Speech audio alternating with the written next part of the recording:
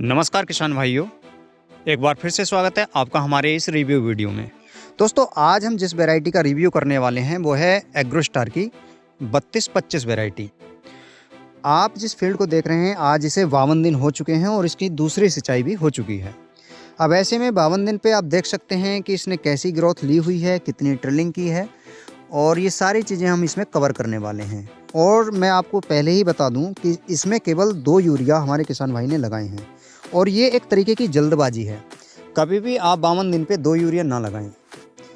पहले यूरिया पे इसमें कुछ भी चीज़ नहीं लगाई गई है, केवल मात्र यूरिया दिया गया है और दूसरा भी इसमें यूरिया ही दिया गया है। तो ये एक सबसे बड़ी कमी हमारे किसान भाइयों की रहती है। आप ऐसा बिल्कुल भी ना करें। पहले यूरिया पे आप जो ट्रिलिंग को बम्प करती हों ऐसी फर्टिलाइज़र ज़रूर दें। उससे क्या है कि हमारा जो नंबर ऑफ़ ट्रिलिंग होती है वो ज़्यादा होती है और उसके आधार पे ही उत्पादन ज़्यादा मिलता है। उसके बावजूद इस वैरायटी की कैसी परफॉर्मेंस है वो मैं आपको दिखाता हूँ। सबसे पहले तो हम सघन जगह एक ट्रिलिंग गिनते हैं कि उसमें लगभग कितनी आई हुई है। आप किसी भी पौधे को उठाएंगे तो इसमें 1, 2, 3, ये 3 की ट्रिलिंग इसने मात्र ली हुई है। और जहाँ बराबर स्पेस है, अच्छा खासा स्पेस बीज को मिला हुआ है और पौधे को मिला हुआ है, तो वहाँ ट्रिलिंग आप गिन सकते हैं 1, 2, 3, 4, 5, 6, 7, 8, 9, 10, 11 और 12। तो ये है 12 की ट्रिलिंग, यानी एक पौधे से 11 और कल्ले निकले हुए हैं। जहाँ पर पौधे को पर्याप्त स्पेस मिला है वहाँ पे ट्रिलिंग भी ज़्यादा हुई है, लेकिन इतना भी स्पेस ना हो ये ज़रूर सुनिश्चित कर लें। और कंपनियों की गाइड के अनुसार आपको 40 किलोग्राम प्रति एकड़ की दर से बीज दर लेनी ही चाहिए। और कई बार ऐसी मशीनें भी अभी सभी जगह उपलब्ध नहीं हैं जो दाने को 10 सेंटीमीटर पर बोए, यानी दाने से दाने की दूरी 10 सेंटीमीटर रहे। यदि दाने से दाने की दूरी 10 सेंटीमीटर रहेगी तो बराबर स्पेस पौधे को मिलता है और कतार से कतार की दूरी 20 सेंटीमीटर होनी चाहिए। तो उसमें होता यही कि उसमें नंबर ऑफ ट्रिलिंग अच्छे से निकलता है। तो सबसे बड़ी इस फील्ड पे जो कमी हुई है वो ये कि इसमें केवल यूरिया डाला गया है प्रथम सिंचाई पर, और दूसरी सिंचाई पे भी हमारे किसान भाई ने इसमें यूरिया ही डाला है।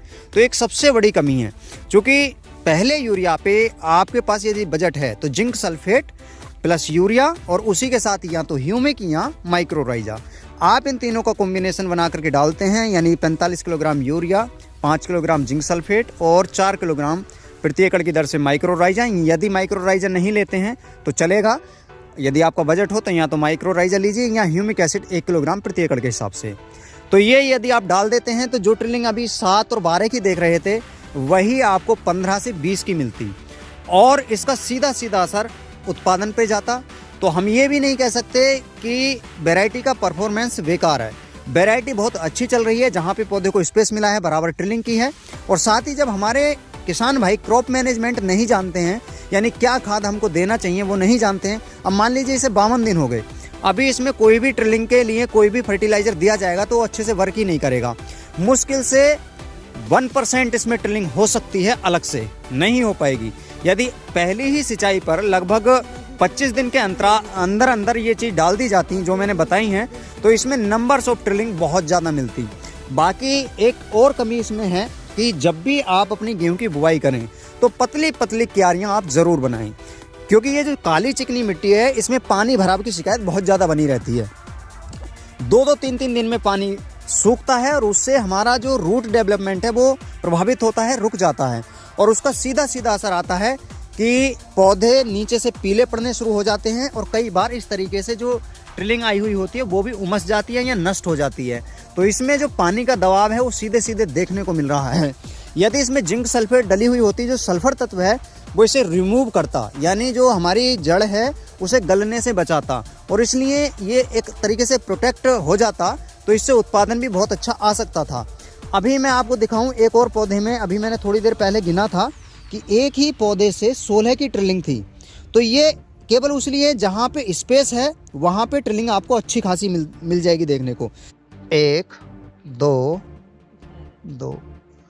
3, 4, 5, 6, 7, 8, 9, 10, 11, 12, 13, 14, 15, 16।